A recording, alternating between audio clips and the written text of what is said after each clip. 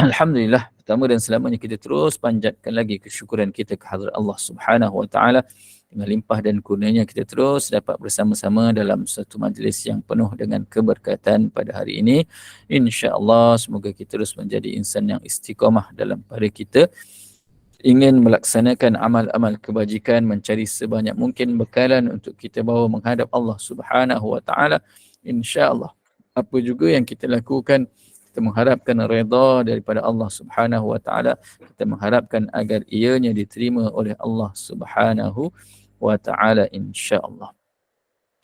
Jadi insya-Allah sebelum kita meneruskan perkongsian kita pada pagi ini, saya mohon untuk kita bersama-sama membaca suatu hadis baginda Nabi sallallahu alaihi wasallam, yang mana hadis ini juga merupakan suatu doa yang diajarkan oleh baginda Nabi sallallahu alaihi wasallam untuk kita semua, iaitu sebuah hadis Ibnu Majah. Dan kalau boleh sama-sama ikut, tak perlu on mic pun tak apa, masing-masing ikut doa ini. Kita baca sebanyak 3 kali. Doa yang memang selalu kita baca dah, doa yang selalu kita dah amalkan, tetapi hari ini kita nak baca bersama-sama. Saya baca kemudian ikut bersama-sama. A'udzu billahi minasyaitonir rajim. Bismillahirrahmanirrahim.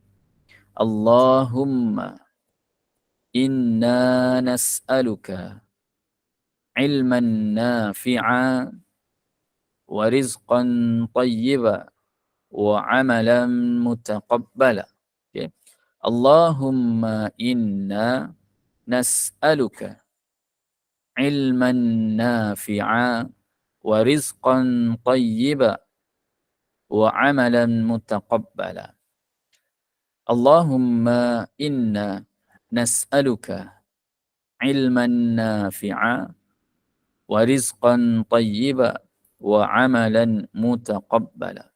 Ya Allah, kami bermohon kepadamu ya Allah, ilmu yang bermanfaat, rezeki yang baik dan amalan yang diterima. Ini sebuah doa yang mana ianya merupakan juga hadis baginda Nabi sallallahu alaihi wasallam yang diriwayatkan oleh Ibnu Majah. Okey.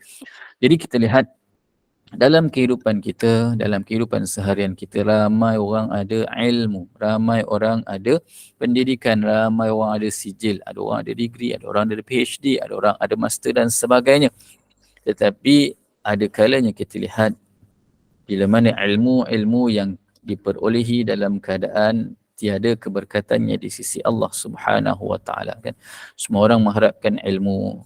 Siapa yang di kalangan kita senantiasa kita mengharapkan apa dia? Hari ini kebetulan kita katakan apa dia? Anak kita nak menghadapi peperiksaan bertulis SPM. Okay. Cucu kita nak menghadapi peperiksaan SPM. Okay. Jadi kita kata bila mana kita hantar anak pergi sekolah, kita kata apa dia? Pergi belajar rajin-rajin, dapatkan ilmu, tuntutlah ilmu. Tetapi ramai di kalangan kita yang terlupa, yang terlepas pandang. Ada beza antara ilmu yang kita cari dengan ilmu yang memberikan manfaat. Sebab itu bila mana ilmu itu tidak bermanfaat, maka ramai orang yang ada kelulusan yang tinggi-tinggi tetapi mereka tidak dapat memanfaatkan ilmu tersebut dan tidak memberikan kebaikan buat dirinya, bahkan tidak membuatkan dirinya lebih baik daripada orang lain, kan. Kalau kata kita minta maaf, kita kata kalau kata orang duduk kampung ni, ada orang ada ilmu, dia buat jahat asbab daripada ilmunya, kan. Ilmunya apa dia? Dia pandai dalam ada kelebihan dia. Contohlah ilmu orang kampung ni kadang-kadang ilmu petik buah sawit, kan. Orang lain tak pandai petik buah sawit ni, duduk di felda dan sebagainya, kan. Tetapi ada orang dia ada ilmu petik buah sawit, tetapi dia gunakan ilmu petik buah sawit itu untuk mencuri buah sawit rumah orang, kan. Kemudian ada orang lagi yang dia ada ilmu apa dia? Dia mahir dalam bab IT ni, kan. Dulu pernah digemparkan tahun-tahun 80-an, 90-an tak silap saya. Ada seorang ni dia ada ilmu dia ialah ilmu dalam bidang IT. Apa yang dia buat? Dia kerja dekat bank, dia curi duit orang. Tak banyak pun, dia ambil daripada setiap duit orang yang ada sen-sen dalam bank tu, dia boleh ambil duit daripada bank setiap orang ni, dia ambil sen-sen. Akhirnya dia menjadi jutawan. Sebab daripada dia ambil sen-sen tu, bayangkan kalau kata dekat akaun bank tu seorang ada lebih 5 sen cukup lah, kan. Ada sejuta orang dia ambil 5 sen. kan, maka dia akan dapat lebih kurang berapa, banyak jugalah, letih nak mengiranya kan. Begitu juga kita lihat sekarang ni ada orang yang ada ilmu yang cukup banyak dalam diri mereka, sijil mereka panjang berjila kalau disusun, kan, kalau disusun tu tak tahu berapa kilometer dia punya sijil. Tetapi apa yang dia buat, bila mana mereka ni duduk dalam suatu kedudukan yang tinggi, mereka ini makan rasuah dan sebagainya, hasil daripada ilmu yang mereka ada, tetapi bukan daripada ilmu yang bermanfaat. Sebab itu penting untuk kita amalkan doa ini. Semoga Allah Subhanahu Wa Taala memberikan kepada kita ilmu yang memberi manfaat untuk diri kita. Pesan pada anak-anak kita, semoga mereka ini bila mana nak menuntut ilmu, doakan dengan doa yang kita amalkan tadi kan. Allahumma, apa nama ni, doa yang kita mohon, semoga Allah Subhanahu Wa Taala berikan doa ilmu yang bermanfaat itu tadi. Allahumma inna nas'aluka, ataupun kalau baca seorang, Allahumma inni as'aluka ilman nafi'a, ilmu yang bermanfaat, yang bukan sekadar kita manfaat untuk diri kita, bahkan memberi manfaat juga kepada orang lain kan. Sebagaimana kita semua sedia maklum kan, kalau kita katakan ilmu itu penting. Kenapa jadi penting? Kerana di antara lain wahyu yang diturunkan yang pertama, yang diturunkan kepada baginda Nabi sallallahu alaihi wasallam, apa dia?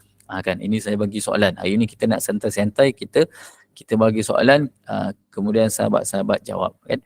Apa dia wahyu yang pertama yang diturunkan kepada baginda Nabi sallallahu alaihi wasallam? Ini ayat, apa dia, soalan ni semua orang tahu dah. Saya saja je saya nak tanya.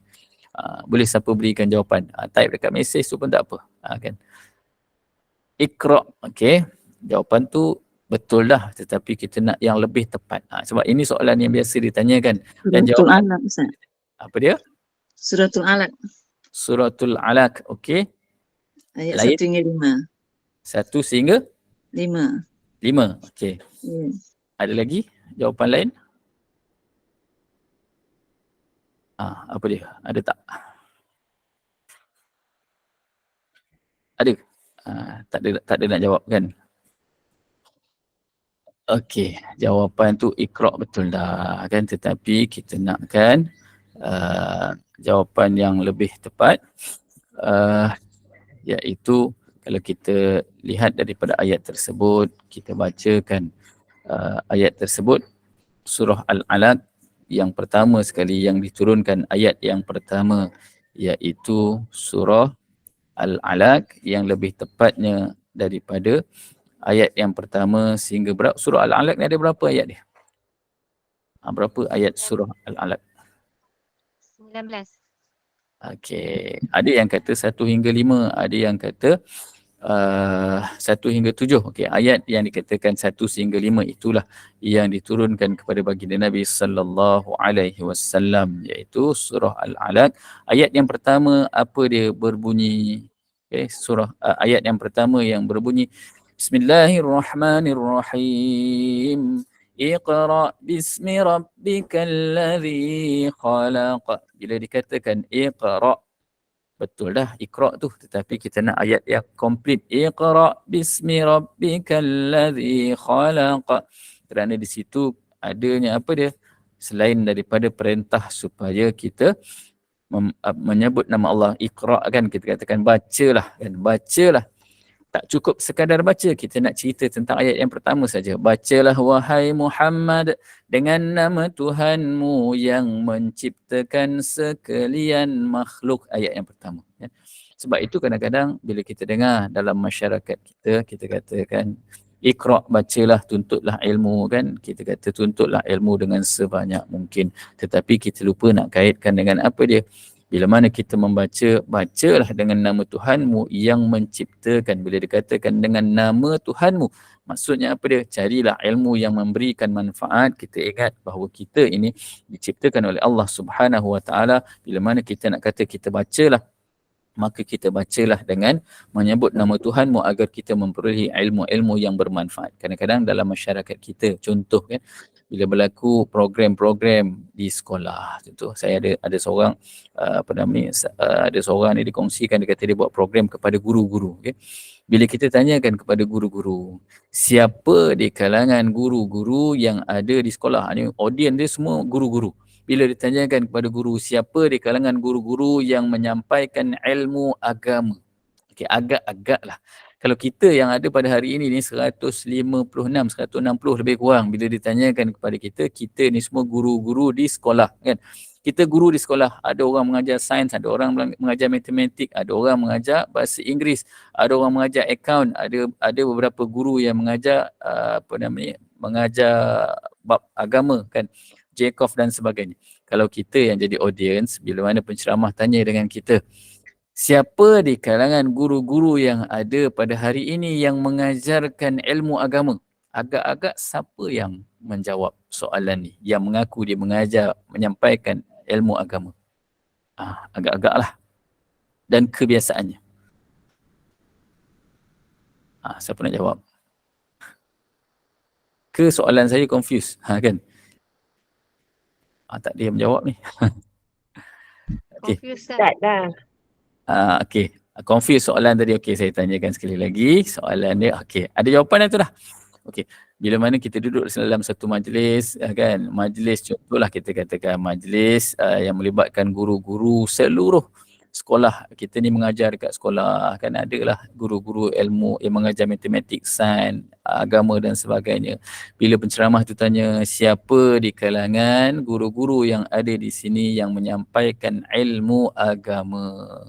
Kan ada yang menjawab, kebiasaannya jawapan tu daripada Puan Sutina, dia kata apa dia? Ustazah. Okey. Betul. Ustaz dan ustazah. Puan Sakiah ada nak jawab tadi. Duk angkat tangan tu.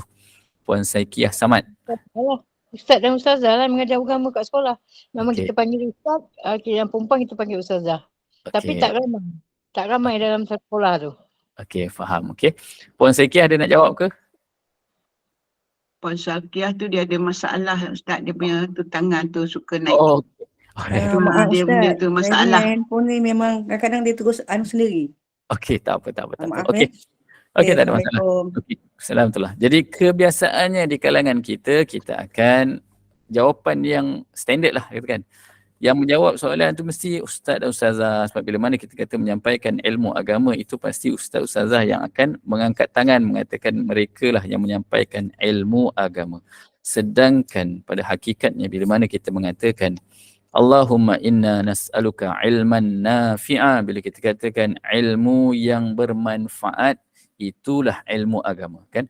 Ilmu yang sebenar-benarnya adalah ilmu yang mendekatkan kita kepada Allah Subhanahu wa taala. Tidak kira sama ada ilmu akhirat seperti mana ilmu tauhid ataupun ilmu fiqh ataupun ilmu muamalat dan sebagainya.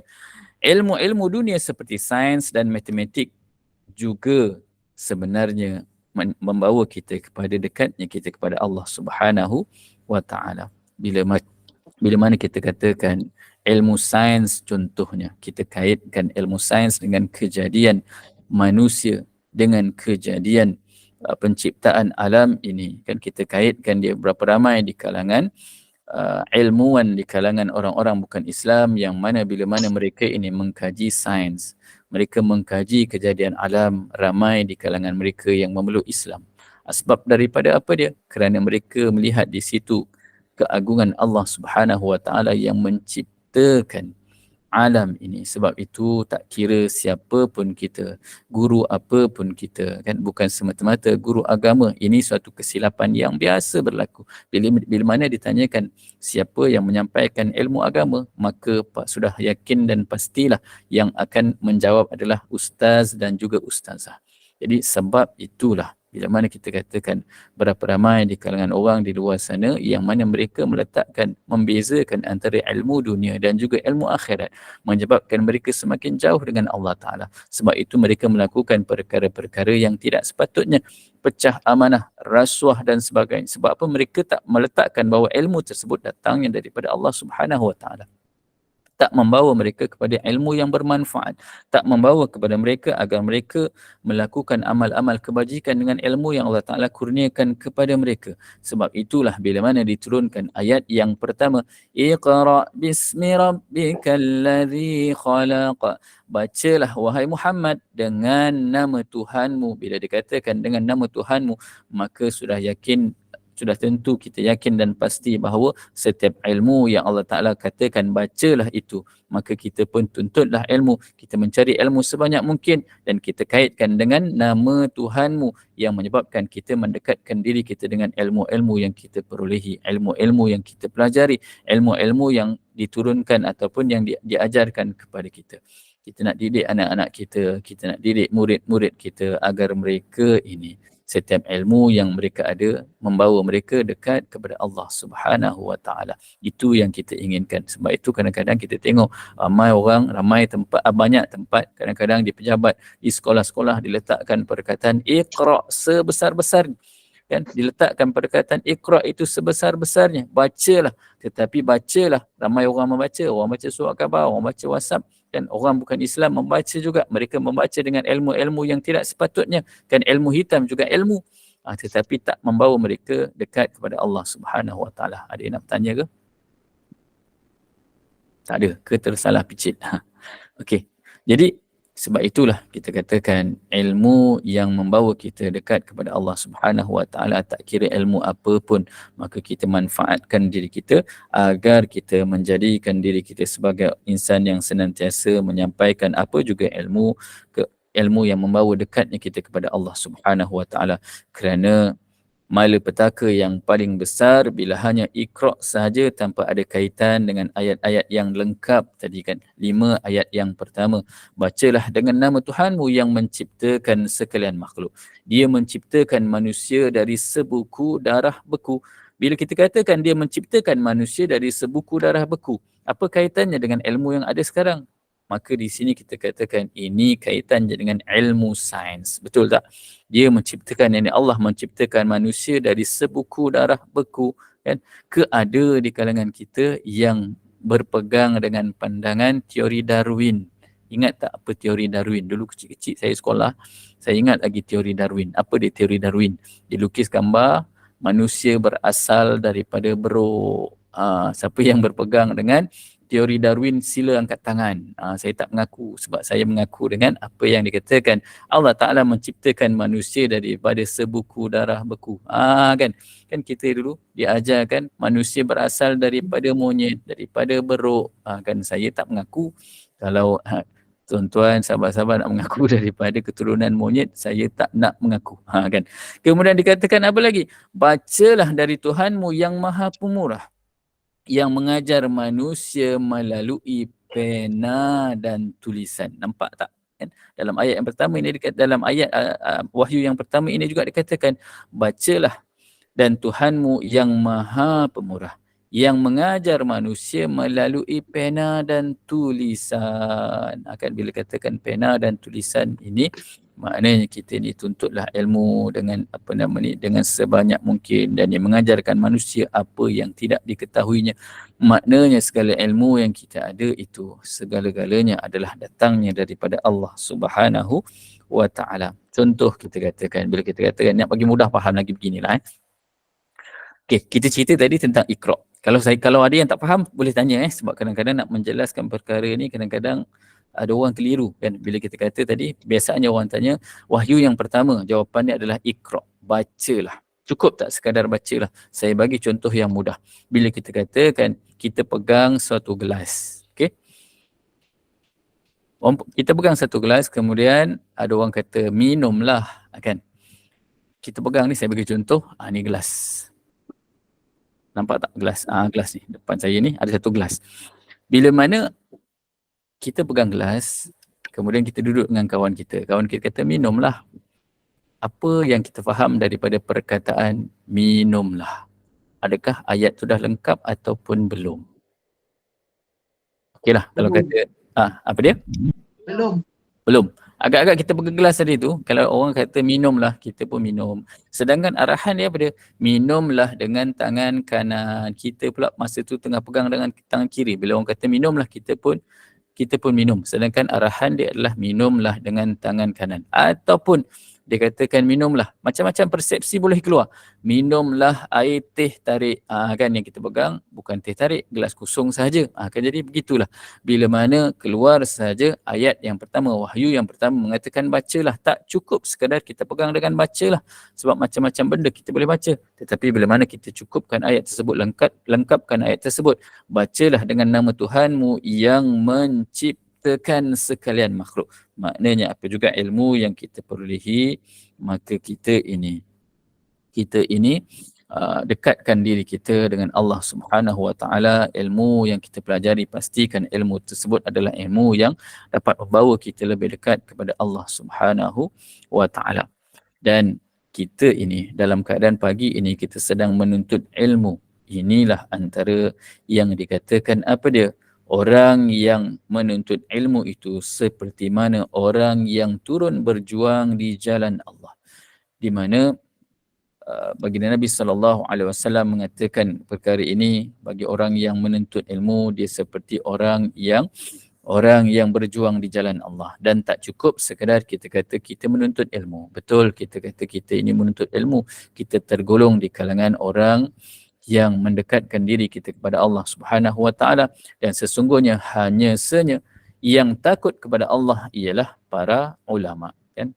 Dikatakan orang yang takut kepada Allah ialah para ulama. Agak-agak kita ni ulama ke bukan? Kita bukan ulama, tetapi kita katakan diri kita termasuk di kalangan orang yang terus mencari ilmu untuk menjadikan diri kita sebagai orang yang berilmu. Kerana mana bila mana kita tergolong di kalangan orang yang menuntut ilmu, kita sebahagian daripada orang yang menuju ke arah penuntut ilmu yang dapat mendekatkan diri kita. Kita kata kita bukan ulama, tetapi kita cuba berusaha untuk menjadi orang yang berilmu. Kan? Kerana sesungguhnya dalam perkara ini syaitan dia amat takut dia benci kepada orang yang baik, kan? Kita tuntut ilmu ni agak orang baik tidak, belum tentu baik, tetapi kita berusaha untuk menjadi orang yang baik. Jadi syaitan itu benci kepada orang yang baik, tetapi syaitan lebih lagi benci kepada orang yang mengajak kepada kebaikan. Ada beza tak? Kan? Ada beza tak? Kita nak jadi orang baik, kita kena ada ilmu, kan? Kalau kata kita tak ada ilmu, maka kita nak berubah menjadi orang yang baik, kita pun tak tahu yang mana yang baik, yang mana yang buruk.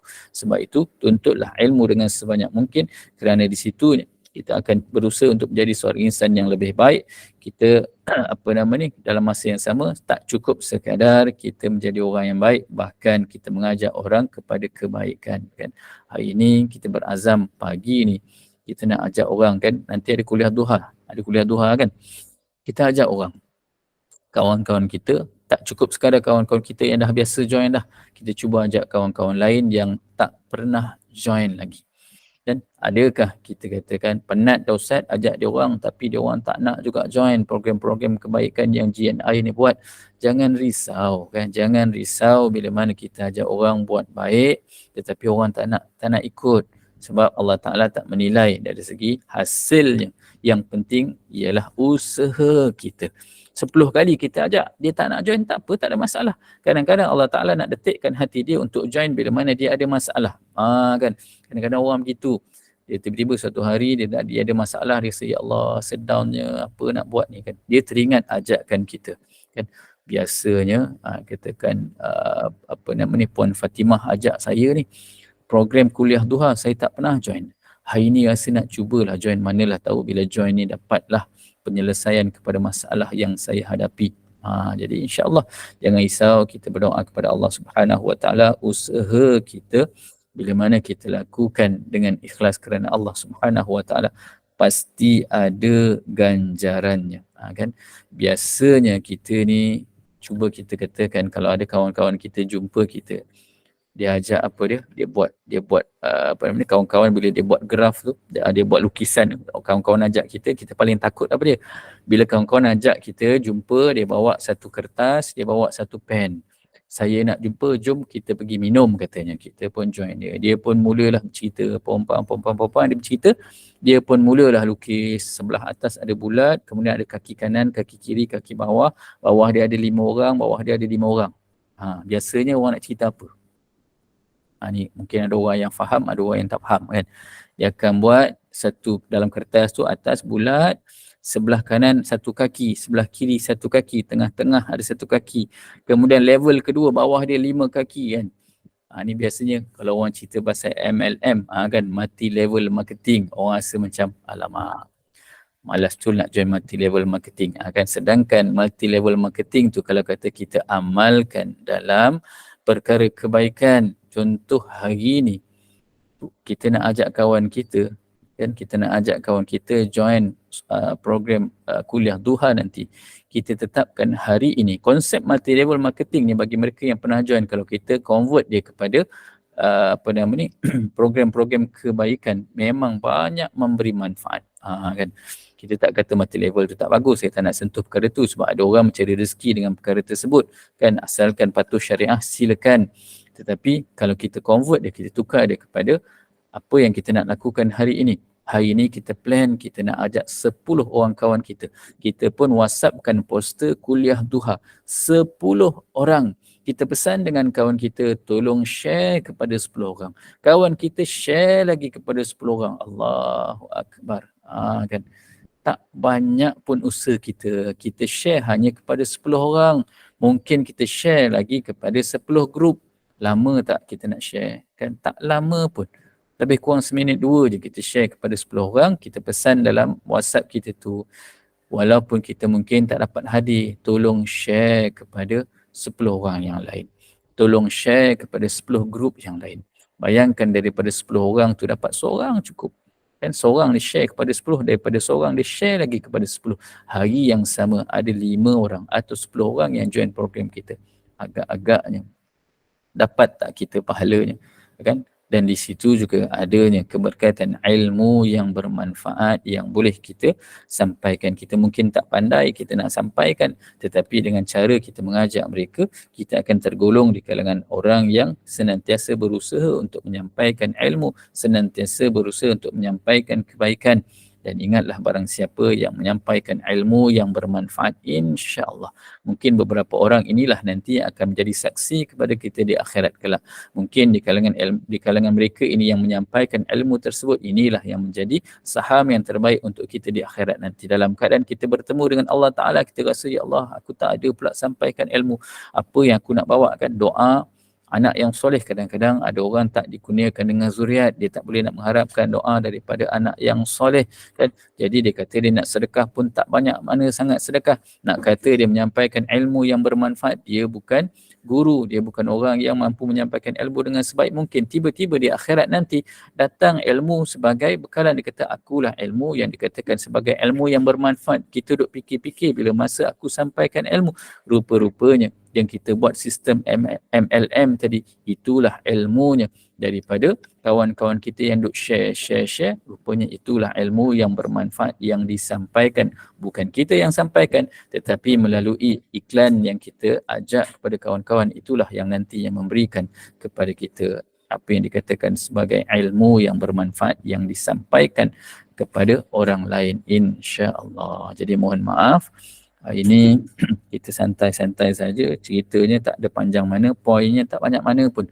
Tinggal lagi yang apa yang saya nak sampaikan ialah bila mana kita menuntut ilmu, kita katakan iqra bismi rabbikal ladzi khalaq, pastikan ilmu yang kita perolehi adalah ilmu yang dapat mendekatkan diri kita kepada Allah Subhanahu wa taala, ilmu yang bermanfaat. Dan kita pesan kepada anak-anak kita kan, kepada zudat keturunan kita, pentingnya mencari ilmu yang bermanfaat, kerana ilmu yang bermanfaat sahajalah yang mampu mendekatkan kita kepada Allah Subhanahu wa taala. Amalkan doa tadi, hadis daripada baginda Nabi sallallahu alaihi wasallam, kerana itulah di antara usaha kita untuk kita memperolehi ilmu-ilmu yang mendapat keberkatan di sisi Allah Subhanahu wa taala. Wallahu a'lam bissawab. Sekali lagi mohon kemaafan atas apa yang disampaikan.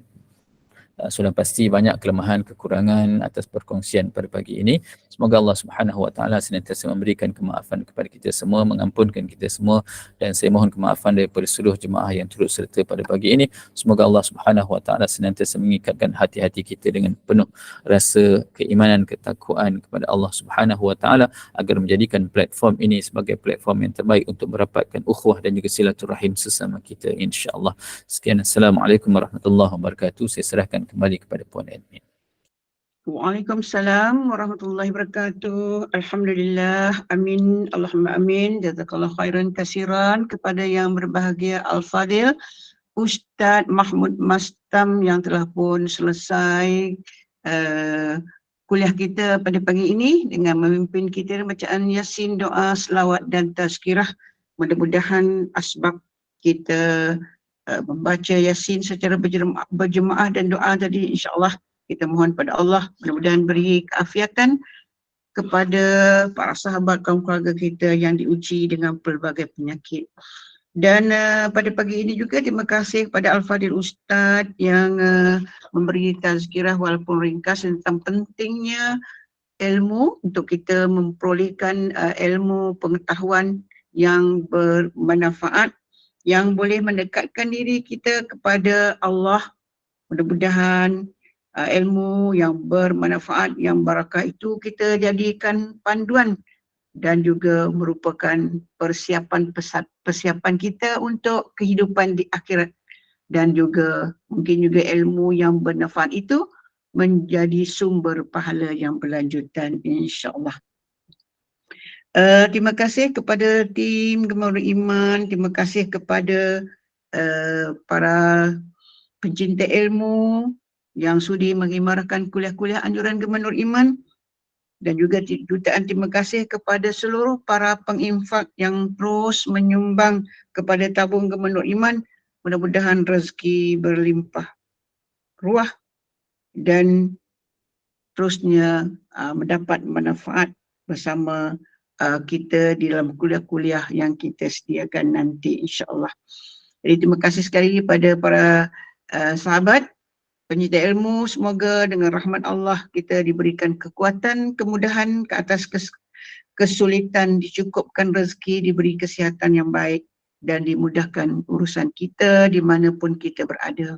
Untuk makluman para sahabat pencinta ilmu, kuliah duha kita ialah pada pukul 10 pagi nanti bersama dengan Al-Fadil Ustaz Muhammad Aizuddin Kamaruzzaman, iaitu dengan syarah kisah sahih para Nabi jilid yang pertama. Jadi teruskan bersama dengan kuliah yang kita sediakan pada pukul 10 pagi dan kuliah-kuliah di kelas kuliah asar, kuliah maghrib dan isyak seterusnya.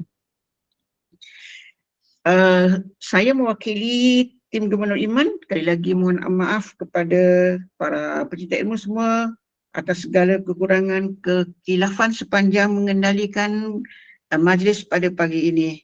Dan seterusnya dipersilakan sekali lagi yang berbahagia Al-Fadil Ustaz Mahmud Mastam untuk memimpin bacaan tasbih kafarah dan menutup kuliah dengan suratul As. Dan saya sudahi dengan wabillahi taufik.